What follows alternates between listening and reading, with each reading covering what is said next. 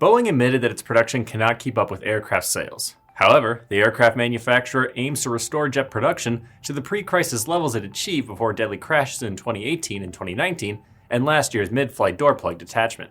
To accomplish this, the Wall Street Journal reported that Boeing wants to empty the aircraft stored in its shadow factories. The company defines a shadow factory as a production line where mechanics and engineers fix, maintain, and update planes rather than build new ones. Boeing uses shadow factories in Moses Lake and Everett, Washington, to work on its 737 MAXs and 787 Dreamliners, respectively. A year ago, the company estimated that it housed approximately 225 jets in shadow factories.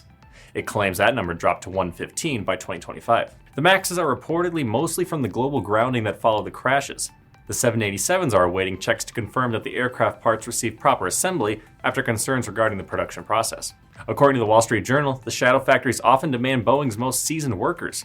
Additionally, reworks and inspections can sometimes take longer than initial production. This desire to clear out the shadow factories comes after Boeing posted a 14% decline in full-year revenue from 2023. The company also stated that its total backlog increased to $521 billion, including more than 5,500 commercial aircraft, attributed to slow production and a nearly 2-month machinist strike.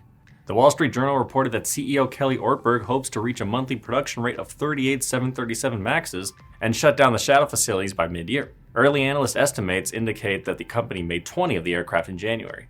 As for its customers, Southwest Airlines CEO Bob Jordan reportedly acknowledged progress at Boeing, but noted that his company does not expect to receive the amount of jets originally promised for 2025.